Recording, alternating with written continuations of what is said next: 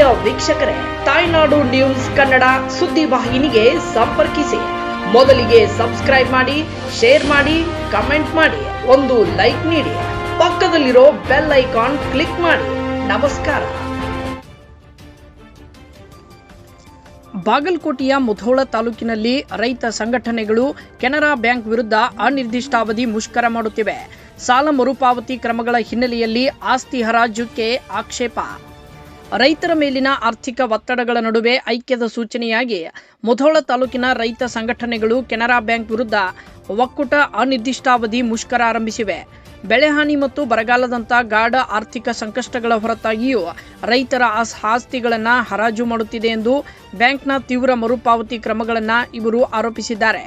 ಮೂರನೇ ದಿನದಲ್ಲಿರುವ ಈ ಮುಷ್ಕರವು ಗ್ರಾಮೀಣ ಸಮುದಾಯಗಳಲ್ಲಿ ಬೆಳೆಯುತ್ತಿರುವ ತೀವ್ರ ಆಕ್ರೋಶವನ್ನು ವ್ಯಕ್ತಪಡಿಸುತ್ತಿವೆ. ಇನ್ನು ಈ ಕ್ರಮಗಳು ಈಗಾಗಲೇ ತೊಂದರೆಗೊಳಗಾದ ರೈತರ ಸ್ಥಿತಿಯನ್ನು ಹೆಚ್ಚು ಕೆಡಿಸುತ್ತಿವೆ ಎಂದು ಹೋರಾಟಗಾರರು ಆರೋಪಿಸಿದ್ದಾರೆ. ಪತ್ರಕರ್ತರೊಂದಿಗೆ ಮಾತನಾಡಿದ ತಾಲೂಕಿನ ವಿವಿಧ ರೈತ ಸಂಘಟನೆಗಳ ಮುಖಂಡರು ತಮ್ಮ ಆಕ್ರೋಶವನ್ನು ಹೊರಹಾಕಿದ್ದಾರೆ. ಬ್ಯಾಂಕ್ ರೈತರಿಗೆ ಎದುರಾಗುತ್ತಿರುವ ಭೂಮಿ ಇತ್ಯರ್ಥಗಳನ್ನು ಪರಿಗಣಿಸದೆ ಆಸ್ತಿಯನ್ನು ಹರಾಜು ಹಾಕುತ್ತಿದೆ. ಇತ್ತೀಚಿನ ವರ್ಷಗಳಲ್ಲಿ ಬೆಳೆ ಸಾಲ, ಅನಿಯಮಿತ ಮಳೆಗಳೊಂದಿಗೆ ಬರಗಾಲ ಮತ್ತು ಸಾಕಷ್ಟು ಮಳೆ ಕೊರತೆಯಿಂದಾಗಿ ರೈತರು ಸಾಲಗಾರರಾಗಿದ್ದಾರೆ. ಸಾಲಗಳನ್ನು ಸಮಯಕ್ಕೆ ಪಾವತಿಸಲು ಸಾಧ್ಯವಾಗುತ್ತಿಲ್ಲ ಎಂದು ತಮ್ಮ ಅಳಲು ತೋಡಿಕೊಂಡರು. ಪ್ರತಿಭಟನಾಕಾರರು ಪೀಡಿತ ರೈತರ ಕುಟುಂಬ ಸದಸ್ಯರನ್ನೂ ಸೇರಿಸಿ ಸ್ಥಳೀಯ ಕೆನರಾ ಬ್ಯಾಂಕ್ ಶಾಖೆಯ ಮುಂದೆ ಜಮಾಯಿಸಿದರು.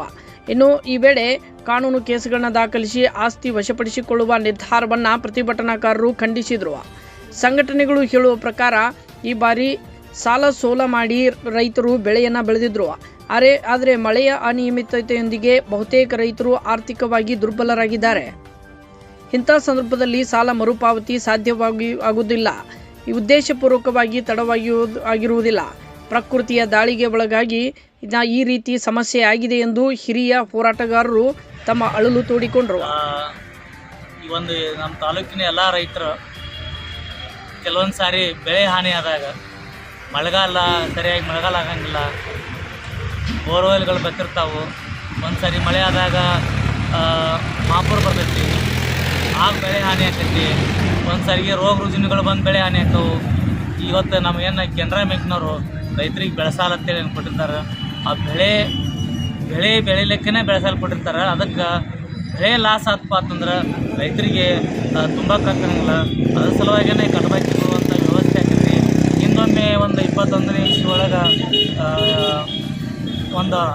ಒಂದು ಪ್ರೊಸೀಜರ್ ಬಂದಿತ್ತು ಬ್ಯಾಂಕಿನಿಂದ. ಅದು ಪರ್ಸೆಂಟೇಜ್ ಮೇಲೆ ತುಂಬುವಂಥ ವ್ಯವಸ್ಥೆ.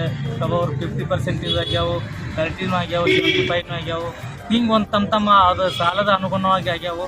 ಇವತ್ತು ಕೂಡ ಅದೇ ರೀತಿಯಾಗಿ ಆ ಮಾದರಿ ಒಳಗನ ನಾವು ಮಾಡುತ್ತೇವೆ. ರೈತರದೊಂದು ಒತ್ತಾಯ ಐತಿ. ಅದಕ್ಕೆ ಅವರಿಲ್ಲ ಮ್ಯಾಲಿಂದ ನಮ್ಮ ಬ್ಯಾಂಕರ್ಸ್ಗಳು ಮೀಟಿಂಗ್ ಆಗಬೇಕು. ಅವ್ರ ಬ್ಯಾಂಕರ್ಸ್ಗಳು ಏನೋ ಒಂದು ಆದೇಶ ಮಾಡ್ತಾರಲ್ಲ, ಆ ಆದೇಶ ಪ್ರಕಾರ ಇರಬೇಕಾಗ್ತೈತಿ ಅಂತೇಳಿ ಈಗ ನಮ್ಮ ಕೆನರಾ ಬ್ಯಾಂಕ್ ಅಧಿಕಾರಿಗಳು ಹೇಳಾಕಿರ್ತಾರೋ. ಅದಕ್ಕೆ ಇವತ್ತೆಲ್ಲ ಕೆನರಾ ಬ್ಯಾಂಕ್ ಅಧಿಕಾರಿಗಳು ಏನು ಮಾಡಾಕ್ತಾರಪ್ಪ ಅಂತಂದ್ರೆ ರೈತರನ್ನ ಕೋಟಿಗೆ ಇಳಿಯುವಂಥ ವ್ಯವಸ್ಥೆ ಮಾಡಾಕಿರ್ತಾರೆ. ಕೋಟಿಗೆ ಇಳಿಯುವಸ್ತ ಮಾಡಿದ್ರಪ್ಪ ಅಂತಂದ್ರೆ ಈ ದೇಶದೊಳಗೆ ಅನ್ನ ಬೆಳೆಯುವಂಥ ರೈತ ಕೋರ್ಟಿಗೆ ಹೋಗಿ ನ್ಯಾಯ ಕೇಳುವಂಥ ಪರಿಸ್ಥಿತಿ ಇವತ್ತು ಅನ್ನದಾತಂದು ಬಂದೈತಿ.